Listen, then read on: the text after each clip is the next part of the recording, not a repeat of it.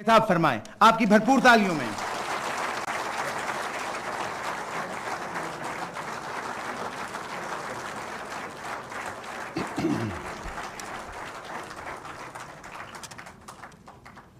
شکریہ جی۔ بسم اللہ الرحمن الرحیم۔ میں سب سے پہلے ڈاکٹر ظفر مرزا آپ کو مبارک بھی دیتا ہوں، شکریہ بھی ادا کرتا ہوں، اور یہ بھی مجھے خوشی ہوئی کہ آپ بڑی اچھی تقریر کرتے ہیں اور انشاءاللہ آپ کو آگے بھی استعمال کریں گے اس علیحدہ۔ اور ثانیہ آپ کا بہت بہت شکریہ۔ خواتین و حضرات، میں سب سے پہلے آپ کو اپنا روڈ میپ بتا دوں۔ دیکھیں، جو ویژن ہوتی ہے نا، ایک ملک کی ویژن ہوتی ہے، ایک انسان اپنے لیے ایک ویژن رکھتا ہے کہ میں کیا بننا چاہتا ہوں۔ ویژن انسان کا روڈ میپ ہوتا ہے، یعنی ویژن مثلا وہ گول ہوتا ہے جس طرف انسان پر ساری زندگی محنت کر کے پہنچتا ہے۔ اسی طرح قوموں کی بھی ویژن ہوتی ہے، اور میں بڑے افسوس سے یہ کہتا ہوں کہ ہم جس ویژن پہ یہ بڑا ایک عظیم خواب تھا پاکستان کا، یہ جو بنا تھا، ہم اس سے بہت دور چلے گئے اور واپس ہم نے اسی ویژن کے اوپر آنا ہے۔ تو میں اپنی ینگر جنریشن کے لیے یہ بار بار دہراتا ہوں کہ یہ ویژن کیا تھی، کیونکہ جب آپ کے سامنے وہ ویژن آ جائے گا، پھر ساری چیزیں اس فال ان پلیس کر جائیں گی، یعنی آپ کو سارا پتہ چل جائے گا کہ سٹیپ 1 2 3 4 کیا ہے۔ تو پہلے وہ ذہن میں کلیئرٹی آنی چاہیے، وہ ویژن ہے کیا۔ وہ ویژن یہ تھی کہ ہم نے پاکستان کو ایک اسلامی فلاحی ریاست بنانا تھا، مدینہ کی ریاست کے اصولوں کے اوپر۔ اور میں عموماً یہ سنتا تھا جب بھی کوئی بات کرے، مجھے کیا 1400 سال پرانے زمانے کی آپ باتیں کر رہے ہیں، آج کل کی بات کریں، دنیا آگے چلی گئی ہے۔ جو مدینہ کی ریاست تھی، یہ میں اس لیے بار بار لوگوں کو بتاتا ہوں، میں چاہتا ہوں یہ بچے کے اس کے سب کانشیس سائیکی میں چلا جائے کہ یہ تھا کیا، وہ کیا چیز تھی۔ مدینہ کی ریاست ماڈرن ریاست تھی، وہ 1400 سال پرانی نہیں تھی، ماڈرن کانسیپٹس تھے سارے۔ جس ریاست کے بیس کے جو عمارت کھڑی ہوئی تھی، وہ 2 کانسیپٹس پہ کھڑی ہوئی تھی، انسانیت اور انصاف۔ یہ ہوتا ہے فرق ایک سویلائزڈ معاشرے میں اور جانوروں کے معاشرے میں۔ جانوروں کے معاشرے میں یہ دونوں چیزیں نہیں ہوتی، نہ انصاف ہوتا ہے نہ انسانیت ہوتی ہے۔ مائٹ از رائٹ اور سروائیول آف دا فٹسٹ، یعنی وہاں رحم نہیں ہوتا جانوروں کے معاشرے میں۔ اگر آپ میں جان ہے تو آپ بچ جاتے ہیں، کمزور مر جاتا ہے۔ اور انصاف نہیں ہوتا، جس کی لاٹھی اس کی بھینس۔ تو جو مدینہ کی ریاست تھی، وہ ان 2 اصولوں کے اوپر کھڑی ہوئی تھی۔ اس میں کیا چیز ثابت ہوئی تھی؟ اس میں یہ چیز ثابت ہوئی تھی کہ کوئی فکر نہیں کہ آپ سب سے غریب ترین قوم تھے اس وقت۔ مدینہ کے ریاست میں تو آپ کو پتہ ہے کہ غربت تھی۔ جو پہلی جنگ لڑی مسلمانوں نے، پوروں کے پاس ہتھیار بھی نہیں تھے 313 کے پاس۔ تو وہ جو قرآن میں اللہ نے ہمیں کہا ہے کہ نبی صلی اللہ علیہ وسلم کی شریعت پہ چلو، ان کی سنت پہ چلو، اس کا کیا مطلب ہے؟ انہوں نے ہمیں یہ بتایا کہ وہ رول ماڈل ہے ہمارے لیے، اور اگر ہم ان کی سنت پہ چلیں گے تو ہم کامیاب ہو جائیں گے۔ اور کیا ہوا؟ آج بھی دنیا کی آپ کوئی بھی اچیومنٹس کے اوپر چلے جائیں کہ دنیا کا جو گریٹسٹ انسان تھے وہ ہمارے نبی صلی اللہ علیہ وسلم تھے، کسی نے وہ اچیو نہیں کیا۔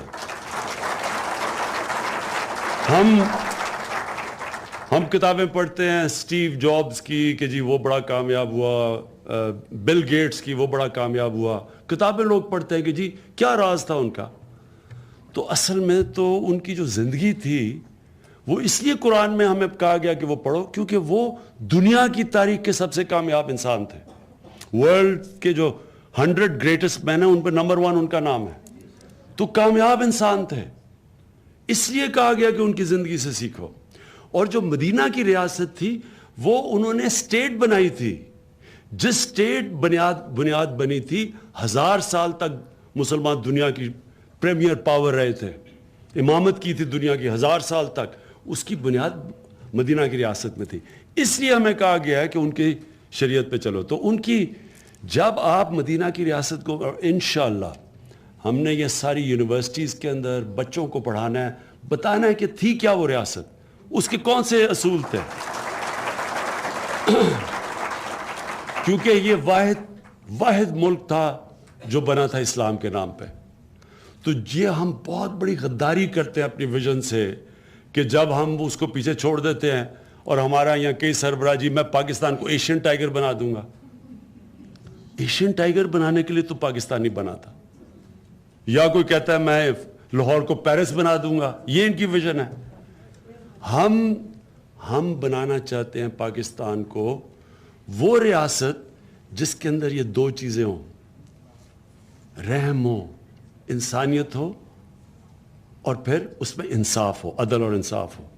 اور وہ پھر اللہ کا وعدہ ہے کہ وہ جب آپ ان کے سنت پہ چلیں گے, شریعہ پہ چلیں گے, وہ خود ہی اللہ اس قوم کو اٹھا دیتا ہے. علامہ اقبال کہتے ہیں کہ جب بھی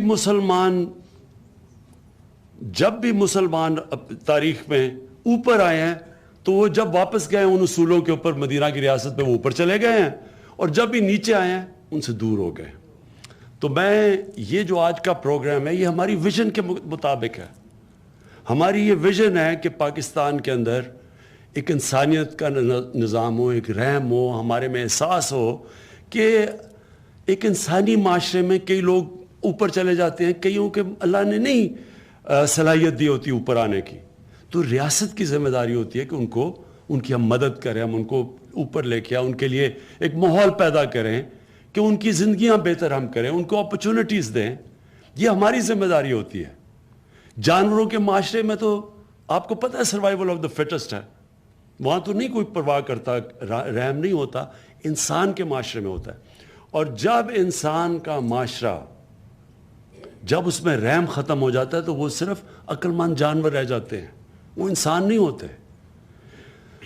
تو ہمارا جو آج ویژن ہے وہ یہ کہ ہم نے اپنے کمزور طبقے کے, یا وہ طبقہ جس کو اللہ نے زیادہ امتحان میں ڈال دیا ہے ہمارے سے, ہماری ذمہ داری ہے کہ ہم اب ان کی مدد کریں. یہ جو احساس پروگرام ہے یہ ایک وہ پروگرام ہے, اور انشاءاللہ یہ بڑی اس کے اندر سوچ کے ہی ہوئی ہے, بڑا سوچ سمجھ کے. کوئی ہم نے آتشادی جلدی نہیں شروع کر دیا, کوئی ایسی چیز نہیں کی جس سے کہ صرف اس دکھاوے کی. پوری طرح سوچ سمجھ کے یہ پروگرام آیا ہے کہ ہم نے ایک چیز کے اوپر, اور میں یہاں ثانیہ نشتر کو پوری کریڈٹ دوں گا کہ انہوں نے پوری تفصیل سے کام کیا ہے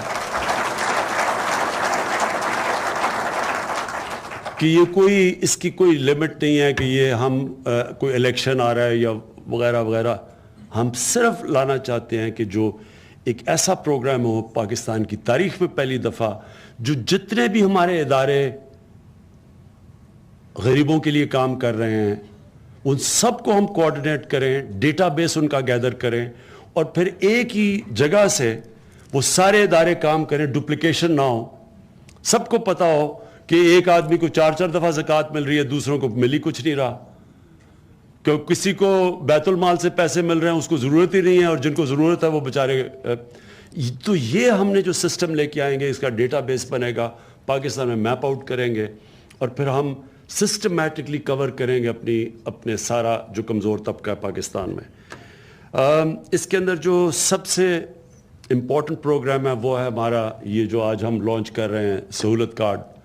یہ ہیلتھ انشورنس, یہ سب سے امپورٹنٹ چیز ہے. ایک غریب گھرانے کے اندر جتنی بھی ریسرچ ہوئی ہے اس میں یہ چیز واضح ہوئی ہے کہ جب ایک غریب گھرانے کے اندر ایک بیماری آتی ہے وہ سارا غریب گھرانے کا بجٹ تباہ کر دیتی ہے.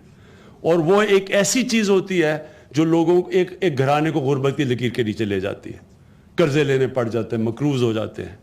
میں نے جب شوکت خانم ہاسپٹل جب بنانے کا سوچا تھا تو کینسر کا تو بہت مہنگا علاج ہے, تو مجھے تب پتہ چلا پہلی دفعہ کہ ہم پیسے والے لوگوں کے لیے بڑا مشکل ہے وہ کینسر کا علاج کروانا, تو عام گھر کے لیے تو غریب گھرانے تباہ ہو جاتے تھے, کیونکہ کینسر جب تک مریض جاتا تھا, اور کینسر تو ایک دم نہیں مریض جاتا, تو بڑی آہستہ آہستہ جاتا ہے, اور جب تک وہ گھر دیکھتا تھا ایک بیچارہ مریض آہستہ آہستہ جا رہا ہے, وہ سب کچھ لٹا دیتے تھے اس کے اوپر, اور وہ جب مریض جاتا تھا تو گھر بھی ساتھ تباہ ہو جاتا تھا. تو تب سوچا تھا کینسر ہاسپٹل کا. لیکن یہ تو ہر جگہ ہے اس وقت.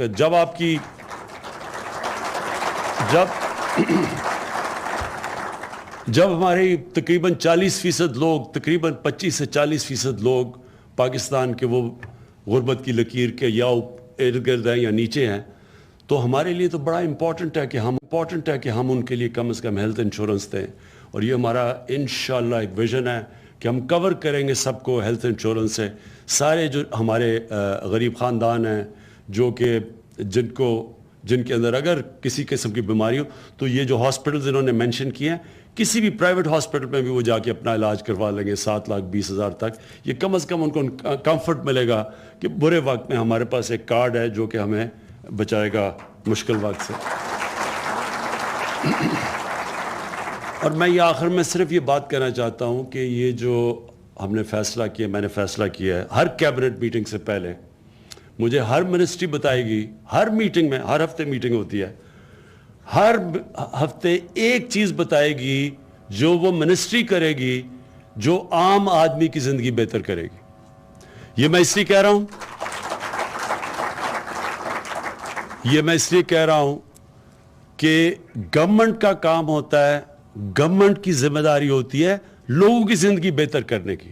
لیکن جب ایک گورنمنٹ کیا کہتا ہوں, جب گرتی ہے, جب وہ ڈی جنریٹ ہوتی ہے, ڈکے کرتی ہے, تو وہ گورنمنٹ اپنے لیے بن جاتی ہے, بجائے وہ لوگوں کی سروس کرنے کے لیے لوگ گورنمنٹ کی سروس کرنا شروع کر دیتے ہیں. تو اس لیے ہم نے اب یہ فیصلہ کیا کہ ہر کیبنٹ کی میٹنگ سے پہلے ہماری ہر منسٹری بتائے گی کہ وہ کیا ایک ایسا کام کرے گی جس سے عام آدمی کی زندگی بہتر ہوگی. بہت شکریہ.